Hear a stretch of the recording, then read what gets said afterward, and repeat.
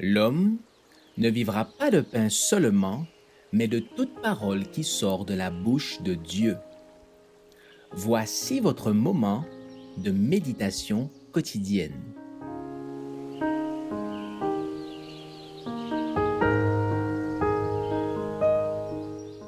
Vous recevrez une puissance.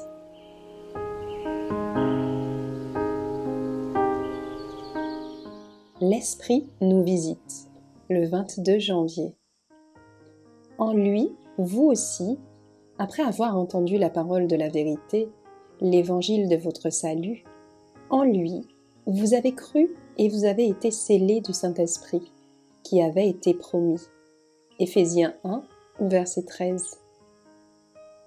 Par un profond mouvement de l'Esprit de Dieu, ma compréhension s'est ouverte à la nature de l'œuvre de visitation de l'Esprit de Dieu.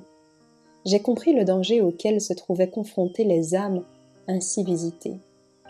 Car après coup, elles devront affronter les violents assauts de l'ennemi.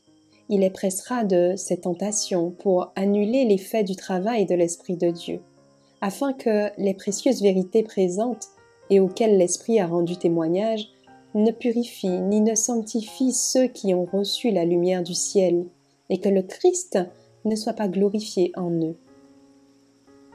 Une période de grande lumière spirituelle.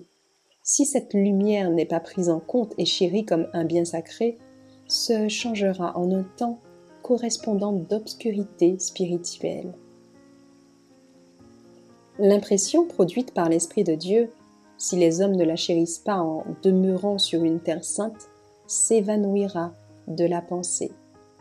Ceux qui désirent avancer en connaissance spirituelle doivent rester près de la source même de Dieu pour y boire et y boire encore de l'eau du salut qu'il leur est si généreusement offerte. Ils ne doivent jamais quitter la source du rafraîchissement, mais avec des cœurs débordants de gratitude et d'amour devant le déploiement de la bonté et de la compréhension de Dieu, ils ne cesseront pas de recevoir l'eau de la vie. Mais je vous l'ai dit, vous m'avez vu, et vous ne croyez pas. Jean 6, verset 36. Ceci s'est littéralement accompli pour plusieurs. Le Seigneur avait communiqué une perception plus profonde de la vérité de son caractère de miséricorde, de compassion et d'amour. Et pourtant, après avoir été ainsi éclairés, ils se sont détournés de lui dans l'incroyance. Ils avaient été témoins des profonds mouvements de l'Esprit de Dieu.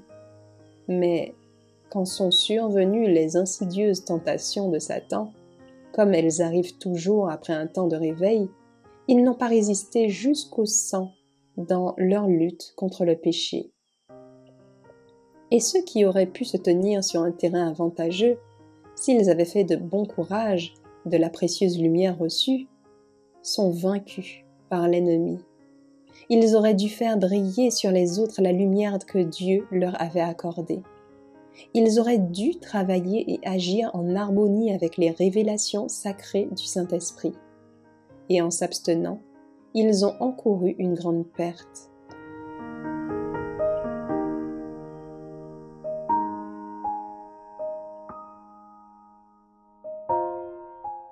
Merci d'avoir écouté cette présentation.